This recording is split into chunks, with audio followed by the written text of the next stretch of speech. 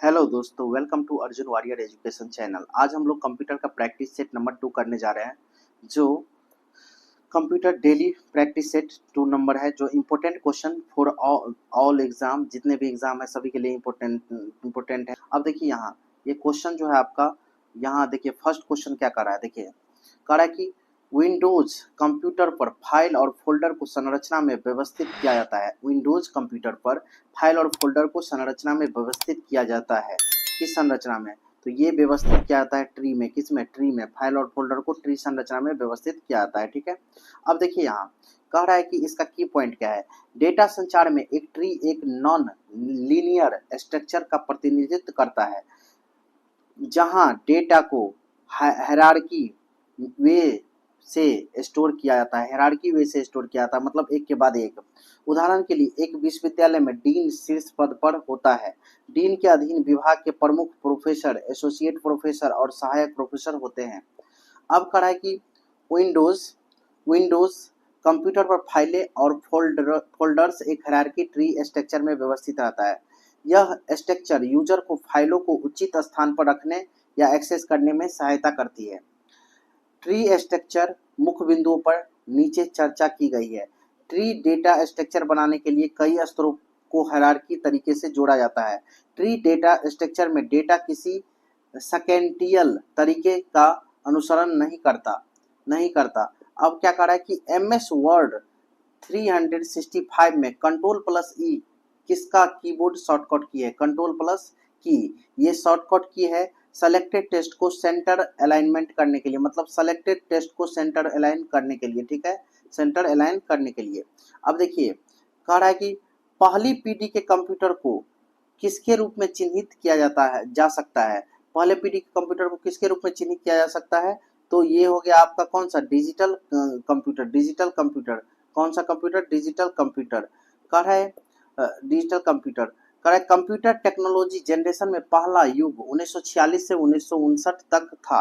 Computer के पहले पीढ़ी ने मेमोरी के बुनियादी घटकों और सीपीयू सेंट्रल प्रोसेसिंग यूनिट की सर्किटरी के लिए वैक्यूम ट्यूब का उपयोग किया था। इन ट्यूबों ने प्रकाश बल्बों की तरह बहुत अधिक हीट उत्पन्न की और प्रायः डिवाइस पिघल गए, इसलिए वे बहुत महंगे थे और केवल बड़े संगठन ही उन्हें वहन कर सकते थे।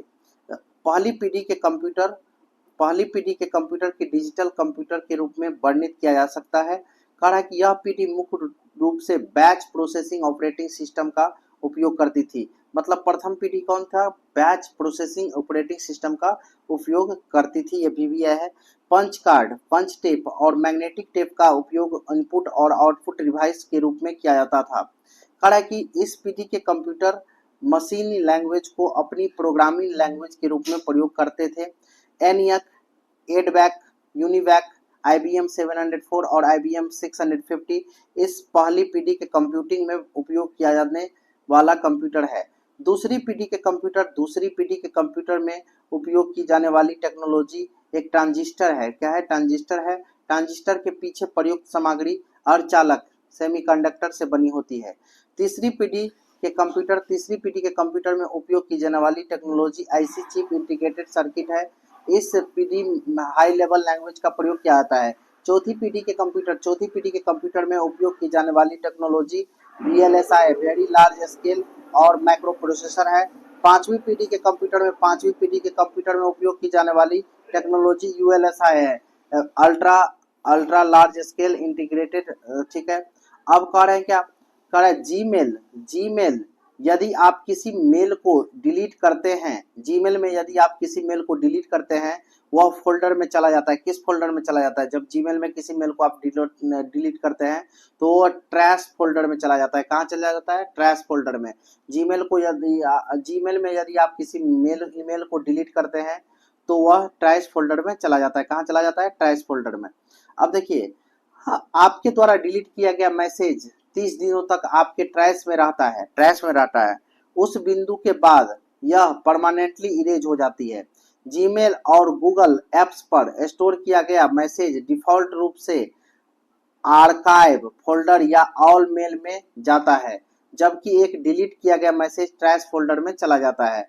आपके ईमेल प्रोवाइडर या कंपनी की पॉलिसी अक्सर 30 दिनों के बाद आधार पर आपके द्वारा डिलीट किए गए ईमेल को आपके ट्रैश फोल्डर से परमानेंट डिलीट किया जा सकता है। अभी अपना जीमेल इनबॉक्स चेक करें, उसमें स्क्रीन के बाईं ओर फोल्डर्स की एक लिस्ट इनबॉक्स, स्टार्ड, स्पैम आदि होती है। आपके द्वारा डिलीट किए गए ईमेल ट्रैश या बिन फोल्डर का नाम यूजर की लैंग्वेज प्रेफरेंस पर निर्भर करता है। लेवल वाले फोल्डर में लोकेट होता है, लेवल वाले फोल्डर में लोकेट होता है। अब बात करें इनबॉक्स, यह कंप्यूटर पर एक ऐसी लोकेशन है जिसमें आपके द्वारा भेजे गए ईमेल को स्टोर किया जाता है। आउटबॉक्स, आउटबॉक्स क्या होता है? तो आउटबॉक्स इंटरनेट कनेक्शन के बिना यूजर ईमेल पढ़ सकते हैं और उनका जवाब दे सकते हैं और उन्हें डिलीट कर सकते हैं। कह रहा है कि नियंत्रण इकाई कंट्रोल यूनिट सीयू किसका एक इंटीग्रल कंपोनेंट है? तो ये कंपोनेंट है किसका? सीपीयू का, सीपीयू का, सीपीयू का, सीपीयू का। ठीक है, कह रहा है कि कंट्रोल यूनिट सीपीयू का एक इंटीग्रल कंपोनेंट है। सीपीयू कंपोनेंट में विभिन्न शामिल होते हैं। कौन? Arithmetic logic unit, arithmetic logic operation करती है। ठीक है, कह रहा है कि कंट्रोल यूनिट मेमोरी से निर्देश एक्सट्रैक्ट करता है और डिकोड करता है और उन्हें एग्जीक्यूट करता है। जब आवश्यक हो तो एएलयू पर कॉल करता है। एक प्रोसेसर रजिस्टर डेटा रखने वाले स्थानों में के एक छोटे से सेट में से एक है जो कंप्यूटर प्रोसेसर का हिस्सा है। एक रजिस्टर एक इंस्ट्रक्शन, एक स्टोरेज एड्रेस या किसी भी प्रकार का डेटा जैसे बीट, सीक्वेंस या इंडिविजुअल करैक्टर रखता है। ठीक है, इंडिविजुअल करैक्टर रखता है, सीक्वेंस या इंडिविजुअल करैक्टर रखता है। एक प्रोसेसर रजिस्टर डेटा रखने वाले स्थानों को एक छोटे से सेट में से एक है जो कंप्यूटर प्रोसेसर का हिस्सा है। एक रजिस्टर एक इंस्ट्रक्शन, एक स्टोरेज एड्रेस या किसी भी प्रकार का डेटा जैसे बीट, सीक्वेंस या इंडिविजुअल करैक्टर रखता है। नेक्स्ट कह रहा है कि एमएस एक्सेल में स्टेटस इंडिकेटर्स पर स्थित होते हैं। स्टेटस इंडिकेटर पर स्थित होते हैं एमएस एक्सेल में। किस कहाँ पर स्थित होते हैं? तो ये होता है फार्मूला बार में, फार्मूला बार में, फार्मूला बार में। कहाँ पर? फार्मूला बार में, फार्मूला बार में।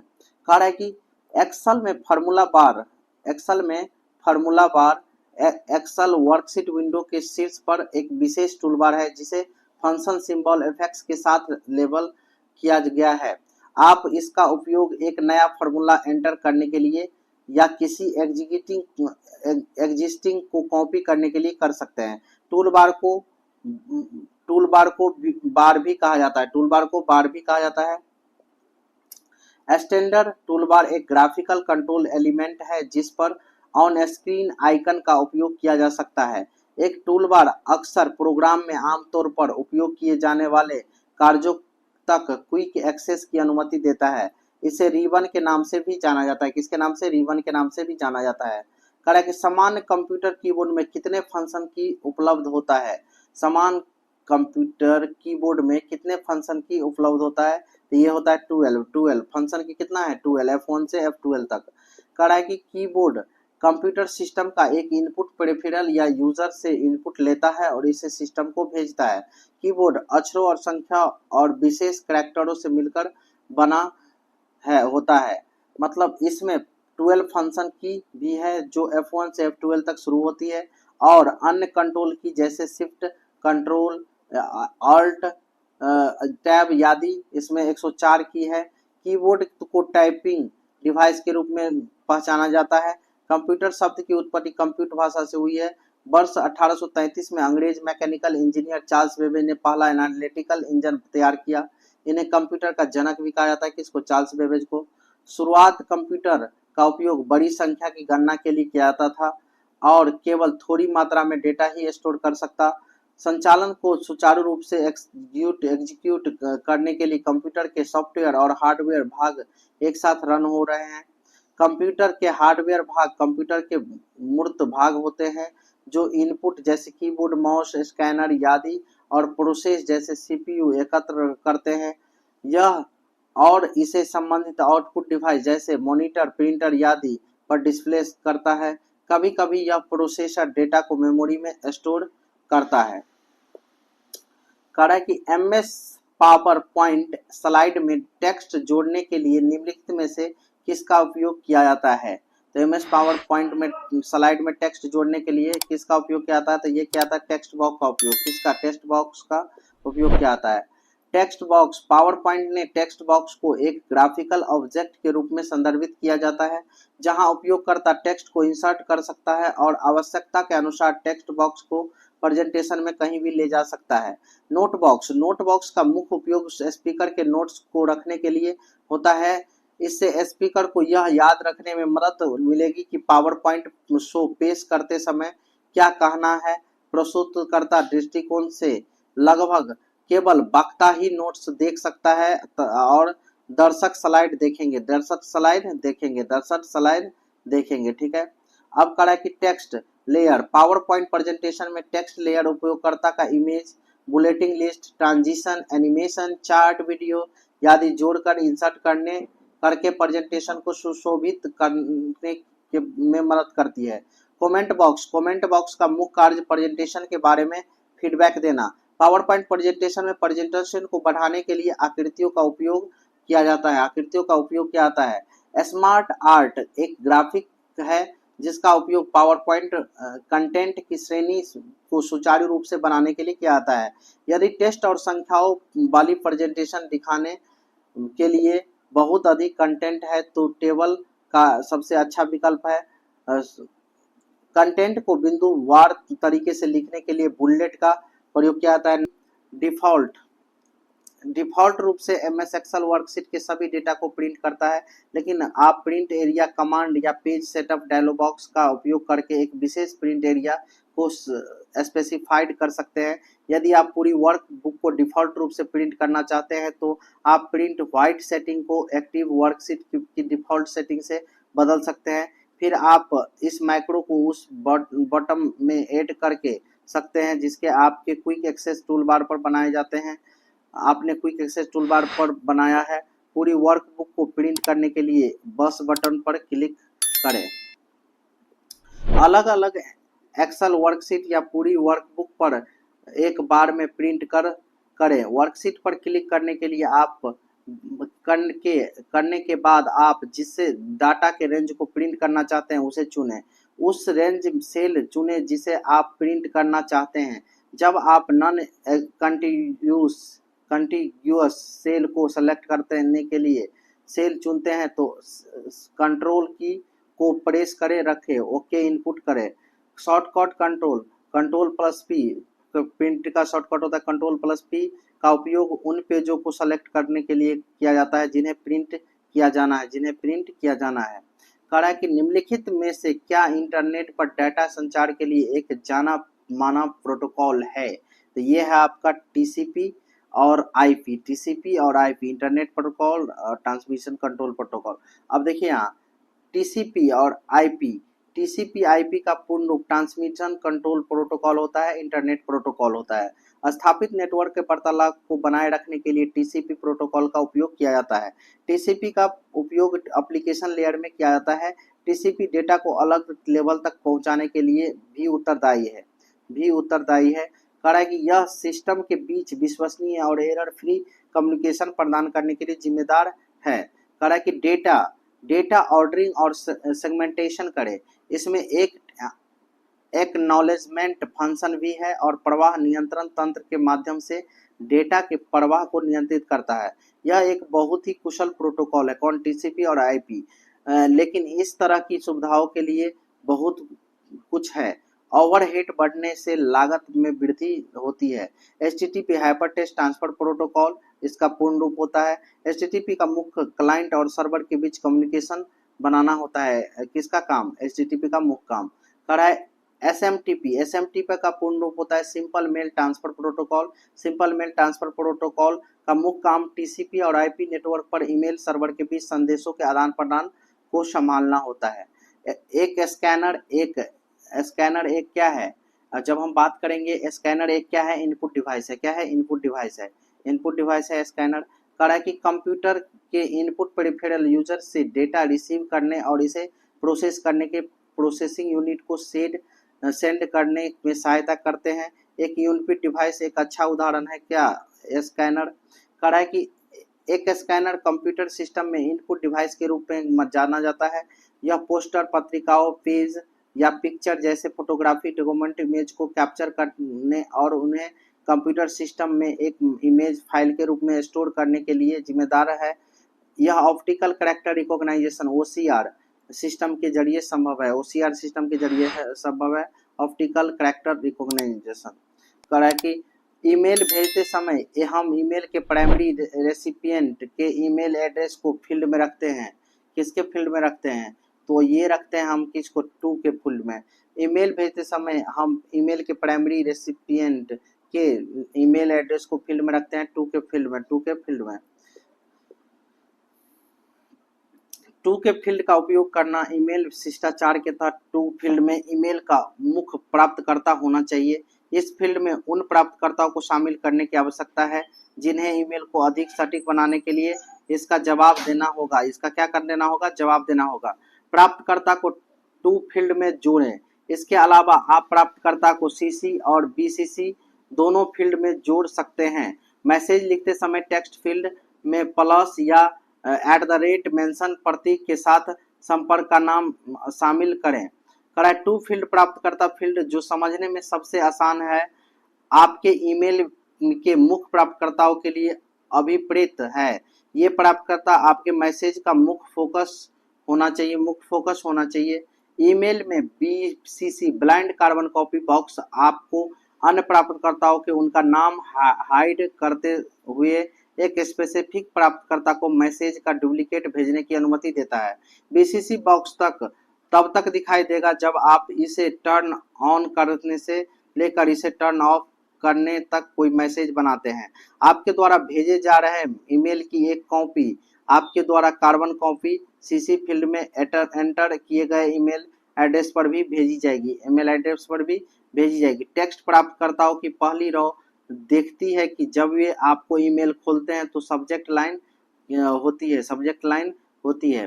कह रहा है कि Mozilla Firefox, Google Chrome, internet explorer निम्न में किसका उदाहरण है?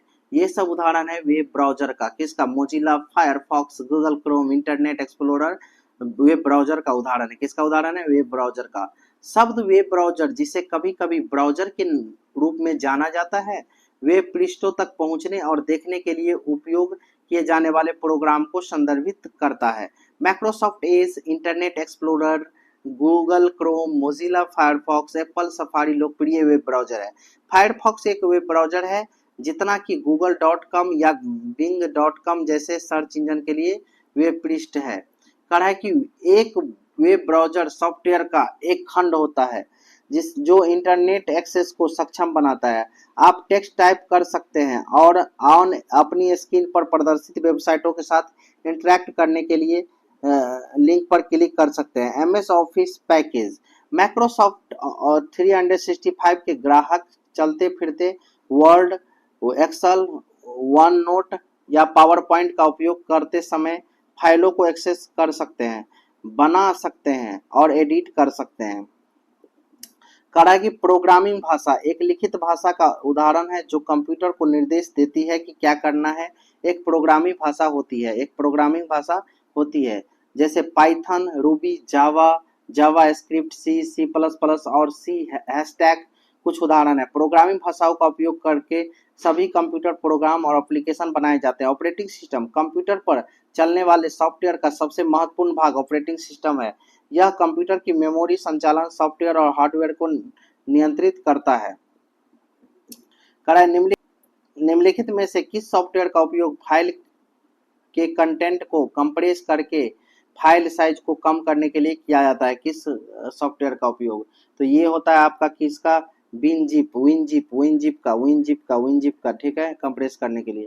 कह रहा है कि विनजिप सॉफ्टवेयर का उपयोग फाइल कंटेंट को कंप्रेस करके फाइल साइज को कम करने के लिए किया जाता है। विनजिप विंडो, मैकओएस, iOS और एंड्रॉयड के लिए एक कंप्रेसर टूल है। विनजिप यूजर को फाइलों को कंप्रेस फाइलों को जिप फॉर्मेट में खोलने की अनुमति देता है। विनजिप पूरे नेटवर्क में बड़ी फाइलों को कंप्रेस करने और भेजने में मदद करता है। इसे विनजिप कंप्यूटिंग द्वारा विकसित किया गया था। वो कह रहा है कि यह पहली बार 1991 में जारी किया गया था।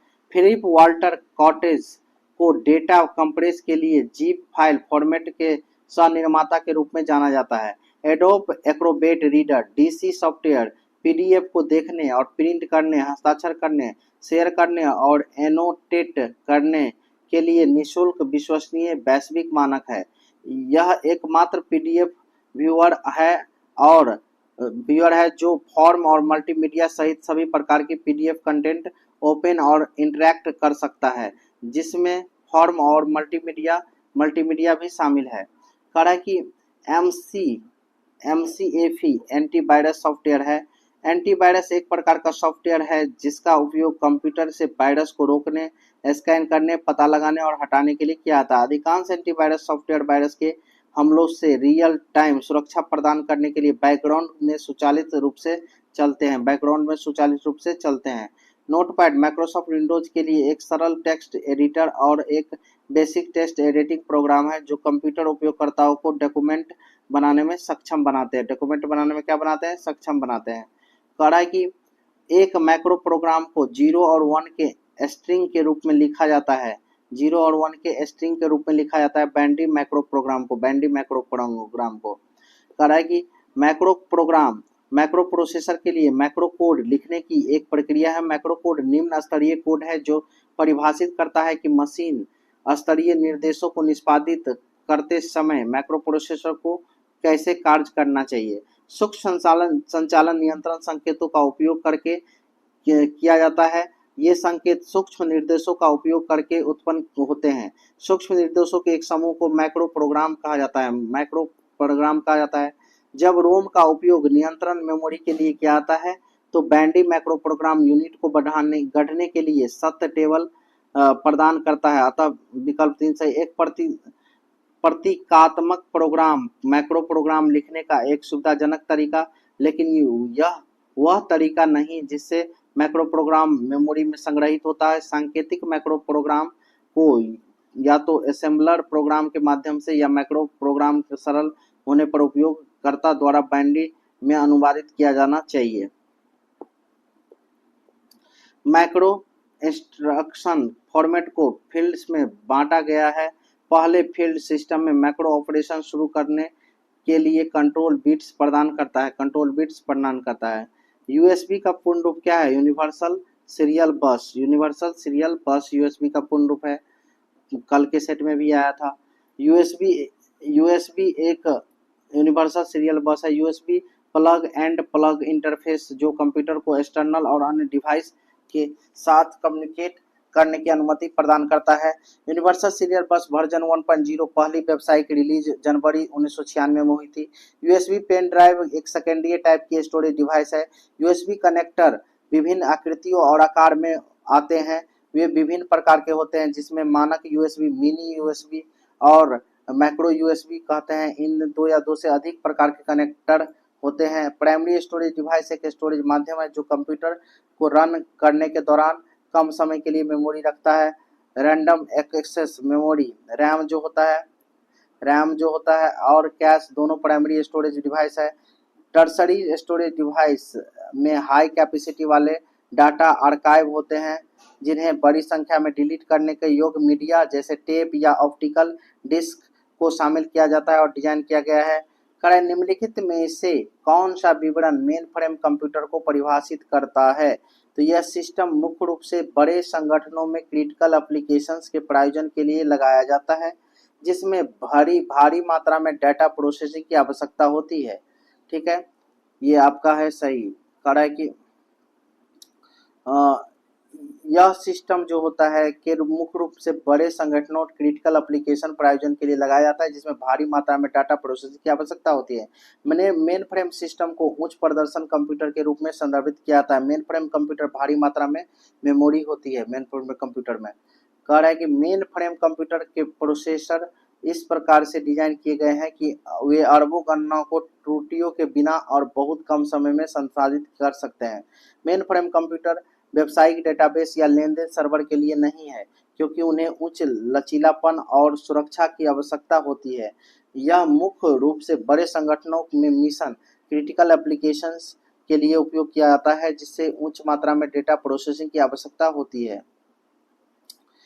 विश्व का सबसे बड़ा नेटवर्क कौन सा है? तो ये इंटरनेट है। विश्व का सबसे बड़ा नेटवर्क इंटरनेट है। कह रहा है कि दुनिया का सबसे बड़ा कंप्यूटर नेटवर्क इंटरनेट है। यह अनगिनत छोटे नेटवर्कों से बना है। इंटरनेट क्या होता है? नेटवर्क का कलेक्शन ऑफ नेटवर्क है। एक इंट्रानेट एक व्यवसाय के भीतर कंप्यूटर को एक नेटवर्क है जो कर्मचारियों को एक ही जानकारी देखने और एक दूसरे के साथ संवाद करने की अनुमति देता है। शब्द वर्चुअल प्राइवेट नेटवर्क या वीपीएन सार्वजनिक नेटवर्क का उपयोग करते समय एक सुरक्षित नेटवर्क कनेक्शन बनाने की संभावना को संदर्भित करता है। कह रहा है कि निम्नलिखित में से कौन सा माइक्रोसॉफ्ट वर्ड 365 मान्य फाइल फॉर्मेट नहीं है? इनमें से कौन सा माइक्रोसॉफ्ट वर्ड 365 का मान्य फाइल फॉर्मेट नहीं है? तो ये कौन नहीं है? सेकेंड डीसीपी नहीं है, डीसीपी नहीं है, ठीक है।